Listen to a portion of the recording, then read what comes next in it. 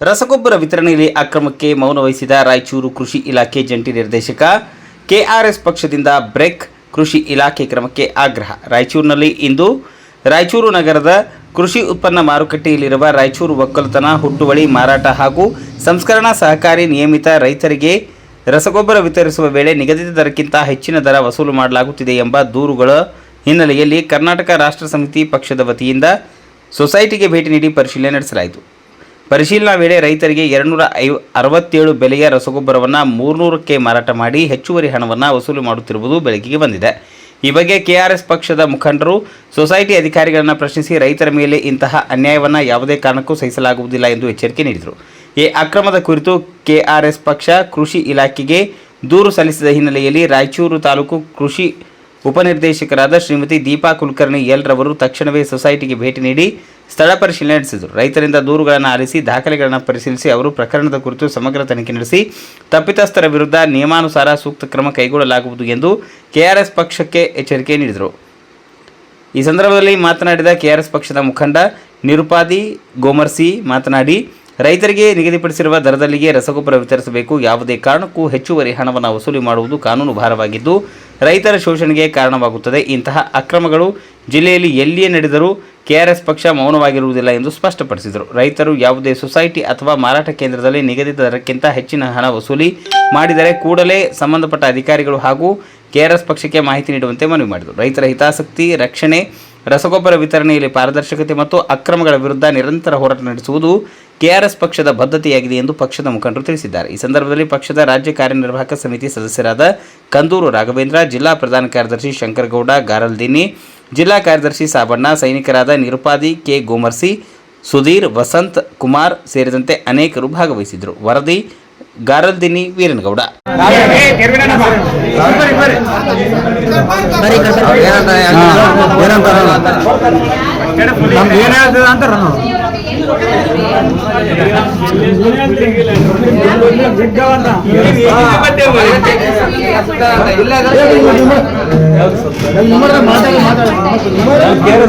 ಏನಾಗ್ತದೆ ಅನ್ನೋದು ಪಾರದರ್ಶಕವಾಗಿ ಇರಲಿ. ನೀವು ಯಾರು ಅಂತ ಗೊತ್ತಿಲ್ಲ. ಫಸ್ಟ್ ಆಫ್ ಆಲ್ ನಮಗೆ ಇಲ್ಲಿ ನಾವೇ ಫಸ್ಟ್ ಕಂಪ್ಲೇಂಟ್ ಮಾಡಿದ್ದು, ನಾವೇ ಬಂದು ಇಲ್ಲಿ ಮಾಡಿರೋದು.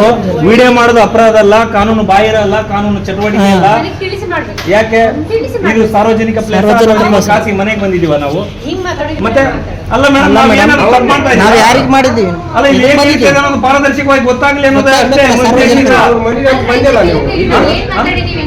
ಏನು ಅದು ವಿಚಾರಕ್ಕೋಸ್ಕರ ನಾವು ಇಷ್ಟೊತ್ತು ಬಂದು ಇಲ್ಲಿ ಏನು ಅನ್ಯಾಯ ಆಗ್ತಾ ಇದೆ, ಮೋಸ ಆಗ್ತಾ ಇದೆ, ಅದನ್ನ ನಾವು ಮೇಡಮ್ ಅವರೇ ಕೇಳಿ, ರೈತನೆಲ್ಲ ಕೇಳಿ, ನಾವು ಇಲ್ಲಿ ಬಂದು ನಾವು ರೈತರ ಪರವಾಗಿನೇ ಧ್ವನಿ ಎತ್ತಿದ್ವಿ. ಆಮೇಲೆ DC ಸಾರಿಗೆ ಫೋನ್ ಮಾಡಿದ್ವಿ, ಅವ್ರು ಪಿಕ್ ಮಾಡಲಿಲ್ಲ. DCP ಅವರಿಗೆ ಫೋನ್ ಮಾಡಿದೆ, ಅವ್ರೇನಂತಂದ್ರು ನಾನು ಜಾಯಿಂಟ್ ಡೈರೆಕ್ಟರ್ಗೂ ಅಥವಾ ED ಅವರಿಗೂ ಫೋನ್ ಮಾಡ್ತೀನಿ, ಕಳಿಸ್ತೀನಿ ಅಂತ ಹೇಳಿದ್ರು. ಆಮೇಲೆ ನಾವು ನೇರವಾಗಿ JD ಹತ್ರನೇ ಹೋಗಿ ಮಾತಾಡೋಣ, ಮನವಿ ಪತ್ರ ತೋರ್ಸಪ್ಪದಲ್ಲಿ ಮನವಿ ಪತ್ರ ಕೊಡೋಣ. ನಾವಿಲ್ಲಿ ಏನೋ ಬೇರೆ ಬೇರೆ ರೂಪದಲ್ಲಿ ಪಬ್ಲಿಕ್ ಪ್ಲೇಸ್ ಅಲ್ಲಿ ನಾವು ನೀವು ನೋಡಿರ್ಬೋದು, ಗೊತ್ತಿತ್ತು ಎಲ್ಲ ಗೊತ್ತಿಲ್ಲ. ಓಕೆ, ಈಗ ಆಯ್ತು, ಇರ್ಲಿ, ತೊಂದರೆ ಇಲ್ಲ ಮೇಡಮ್. ಈಗ ನಾವೆಲ್ಲ ವಿಡಿಯೋ ಮಾಡಿ ಸಾಲ್ವ್ ಮಾಡಕ ನಾವು ಲೈವ್ ಮಾಡಿದ್ವಿ. ಒಂದು ತಿಂಗಳಾಯ್ತು ಅವ್ರಿಗೆ ರೇಟ್ ಮಾಡಕ 300 ರೂಪಾಯಿ ತಗೊಂತಾರೆ ಚೀಲಕ್ಕ. ಇವ್ರೆ 267 ರೂಪಾಯಿ ಗೌರ್ಮೆಂಟ್ ರೇಟ್. ಇಲ್ಲಿ ಯಾರು ಇದ್ದೀರಿ ಮೇಡಮ್? ಇವತ್ತು ಮೇಡಮ್ ತಮ್ಮ ಹೆಸರು ಗೊತ್ತಾಗಲಿಲ್ಲ, ಕ್ಷಮೆ. ನಾವು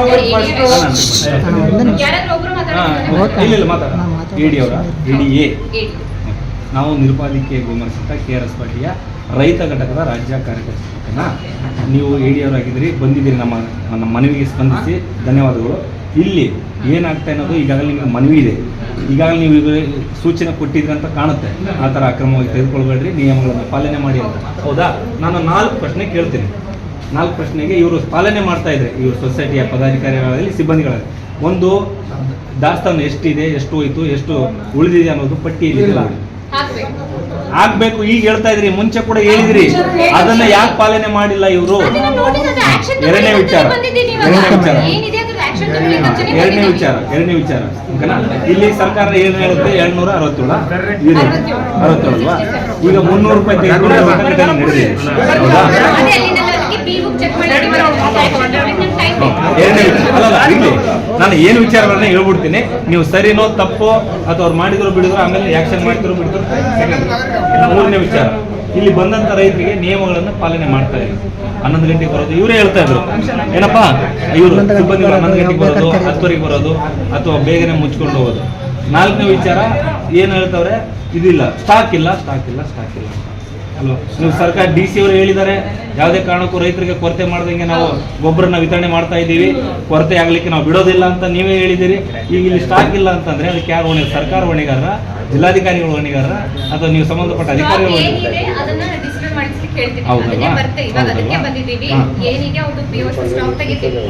ಫಸ್ಟ್ ಆಫ್ ಆಲ್ ಕರೆಕ್ಟ್ ವಿತರಣೆ ಆಗ್ತಾ ಇದೆನಾ ಇಲ್ಲ ಅನ್ನೋದು KKS ಅಲ್ಲಿ ಚೆಕ್ ಮಾಡ್ತೀವಿ.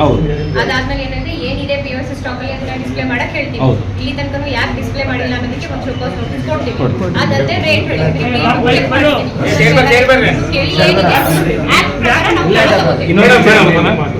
ಬಿಲ್ ಬುಕ್ 262 ರೂಪಾಯಿ ಯಾಕೆ ಚೆಕ್ ಮಾಡ್ತಾರೆ? ಮೇಡಮ್ ರೈತರಲ್ಲಿ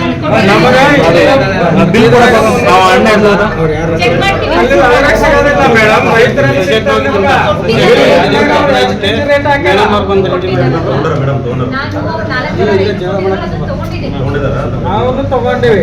ಅದಕ್ಕೆ ಮೇಡಮ್ ಏನಿಲ್ಲ, ಈಗ ಅವ್ರಿಗೆ ಆಕ್ಷನ್ ಮಾಡ್ತಾರೆ ಗೊತ್ತಿಲ್ಲ, ಬಟ್ ನನಗೆ ಮುಂದೆ ಆಗ್ತಿರೋಂಗೆ ರೈತರ ಮೇಲೆ, ಯಾಕಂದ್ರೆ ಈಗ 50-100 ರೂಪಾಯಿಗೋಸ್ಕರನೇ ರೈತರು ಇವತ್ತು ದುಡಿಯುವಂಥ ಕಾಲ ಇದೆ, ಮಳೆ ಇಲ್ಲ, ಓಕೆನಾ? ಅಂಥದ್ರಲ್ಲಿ ಇವರು ಇದೇ ರೂಪದಲ್ಲಿ ಏನು ನಮ್ಮ ಸಾರಿಗೆ ಹೇಳಿದ್ದೀನಿ, ತಿಳಿಸಿ ಕೂಡ ಹೇಳಿದ್ದೀನಿ, ಅವರು ಕೂಡ ತಪ್ಪು ಒಪ್ಕೊಂಡಿದ್ದಾರೆ. ದಯವಿಟ್ಟು ಸರ್ ನೀವು ಈ ಮುಂದೆ ಮಾಡಕ್ಕೆ ಹೋಗ್ಬಿಡಿ, ಯಾಕಂದ್ರೆ ನಿಮಗೆ ಒಂದು ಕುಟುಂಬ ಇರುತ್ತೆ, ಜೀವನ ಇರುತ್ತೆ, ಸಂಸಾರ ಇರುತ್ತೆ. ಸಾಧ್ಯ ಆದರೆ ಯಾರ್ಯಾರ ಹತ್ರ ಈಗಾಗಲೇ 33 ರೂಪಾಯಿ ಎಕ್ಸ್ಟ್ರಾ ತೊಗೊಂಡಿದ್ದೀರಲ್ಲ, ಸಾಧ್ಯ ಆದರೆ ಅವರಿಗೆ ಕೊಟ್ಬಿಡಿ.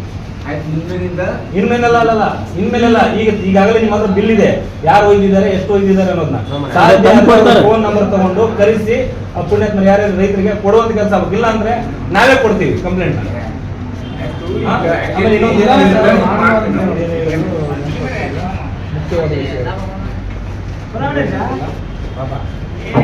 ಇನ್ನೊಂದೇನು ನಾನು ತಂದು ಹೇಳ್ತೀನಿ, ದಯವಿಟ್ಟು ಮಾಡಿ. ಇನ್ನೊಂದು ರಿಸರ್ವೇಶನ್ ಪಾಸ್ ಮಾಡ್ಕೊಂಡವ್ರ ಅಂದ್ರೆ ರೆಸಲ್ಯೂಷನ್ ಪಾಸ್ ಮಾಡ್ಕೊಂಡವ್ರು, ಅದನ್ನೇ ಕೇಳಿದೆ, ಯಾರಾದ್ರೂ ಅಧಿಕಾರಿಗಳ ಗಮನಕ್ಕೆ ಐತಾ, DC ಅವ್ರ ಗಮನಕ್ಕೆ ಐತಾ? ಕೋಆಪರೇಟಿವ್ ಬಾಡಿ ಇದಕ್ಕೆ ಇವರು ಪಬ್ಲಿಕ್ ರೆಪ್ರೆಸೆಂಟೇಟಿವ್ ಇಂದ ಎಲೆಕ್ಟ್ ಆಗಿರ್ತಾರೆ. ಇವರು ರೆಸಲ್ಯೂಷನ್ ಮಾಡ್ಕೊಂಡು ಸೊಸೈಟಿನ ನಡೆಸಲಿಕ್ಕಿದೆ. ಬಟ್ ಅದೇನ್ ತಗೊಂಡಿದಾರಲ್ಲ ಎಕ್ಸ್ಟ್ರಾ ದುಡ್ಡು, ಅದು ಅಕೌಂಟಿಗೆ ಹೋಗೋದಿಲ್ಲ ಅಂತ ನಾನು ಚೆಕ್ ಮಾಡ್ತೀನಿ, ಅದನ್ನ ಚೆಕ್ ಮಾಡ್ತೀನಿ. ಅಕೌಂಟಿಗೆ ಹೋಗಿತ್ತು ಅಂತಂದ್ರೆ ಅದಕ್ಕೆ DR ಆನ್ಸರ್ ಮಾಡ್ತಾರೆ. ಅಂದ್ರೆ ಸೊಸೈಟಿಯಲ್ಲಿ ಏನ್ ರಿಜಿಸ್ಟ್ರೇಷನ್ ಮಾಡಿರ್ತಾರಲ್ಲ ಅವ್ರ ಬಂದು ಆನ್ಸರ್ ಮಾಡ್ತಾರೆ ಏನಿದೆ ತಗೊಂಡಿದ್ದಾರೆ ಅನ್ನೋದು ಚೆಕ್ ಮಾಡ್ಬೇಕು.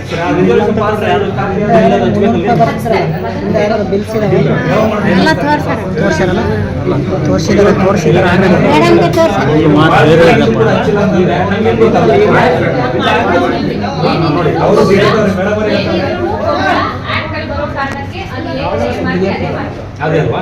ಅದಕ್ಕೆ ಇನ್ನು ಮುಂದೆ ಯಾವುದೇ ಕಾರಣಕ್ಕೂ ನನ್ನ ರೈತರಿಗೆ, ನನ್ನ ಅನ್ನದಾತರಿಗೆ ನಿಮ್ಮ ಕಡೆಯಿಂದ ಏನಾದ್ರು ಅನ್ಯಾಯ ಆದರೆ, ಮೋಸ ಆದರೆ ಮತ್ತೆ ದೊಡ್ಡ ಮಟ್ಟದ ಒಂದು ಸಮಸ್ಯೆ ಎದುರಿಸಬೇಕಾಗುತ್ತೆ. ಅದಕ್ಕೆ ಅವಕಾಶ ಮಾಡಿಕೊಡ್ಬೇಡಿ. ಈಗ ಮೇಡಮ್ ಅವರು ಏನು ಹೇಳ್ತಾರೆ ಅದನ್ನ ಪಾಲನೆ ಮಾಡಿ. DAP ಸಿಗ್ತಿಲ್ಲ, 26 ಸಿಗ್ತಿಲ್ಲ ಸರ್, DAP ಯಾಕೆ ಬರ್ತಾ ಇಲ್ಲ? ನಿಯಮನ ಮೀರಿ, ಕಾನೂನು ಮೀರಿ ಇವರು ಅಕ್ರಮ ಮಾಡ್ಯಾರ ಅಂತಂದ್ರೆ ಸರ್ DAP ಬರ್ತಾ ಇಲ್ಲ, ಯಾಕ ಎದಕ್ ಬರ್ತಾ ಇಲ್ಲ ರೈತರಿಗೆ? ಏನಾಗಿದೆ ನಿಮಗೂ ಜಾಗತಿಕ ಏನದಂತ ಗೊತ್ತಿದೆ. 100% ಇಂಪೋರ್ಟೆಡ್ ಗೊಬ್ಬರ ನಮಗೆ ಬೇರೆ ಕಡೆಯಿಂದಾನೇ ಬರಬೇಕು. ಬೇರೆ ಕಡೆಯಿಂದ ಬರಬೇಕು ಅಂದ್ರೆ ಇಷ್ಟು ಸ್ಟ್ರಕ್ ಆಗಿತ್ತು. ಸೊ ಇವಾಗ ಸೊಸೈಟೀಸ್ಗೆ ಅಲಾಟ್ಮೆಂಟ್ ಮಾಡ್ತಾ